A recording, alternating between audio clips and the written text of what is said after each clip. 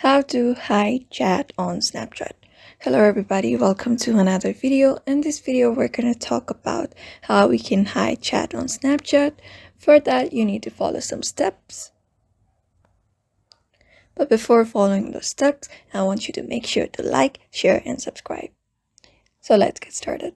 So the very first thing is you need to have Snapchat onto your device and make sure you are logged in. After that, just open your application and go to the chat settings at the left side of the search button in the bottom. After that, just tap on the person's profile you want to hide chat from, and here you will be able to see the three dot option. Just tap on it and then tap on the chat and notification settings.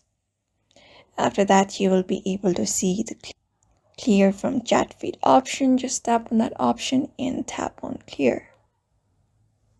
Don't worry, it will not delete any of your chats, but that person will be hidden from your Snapchat friends, from your chat list. To unhide that person, just go to the search bar and search for that person. After searching for that person, you need to just send a text to that person, and that person will appear into your chat, and in that way you can unhide that person on Snapchat again.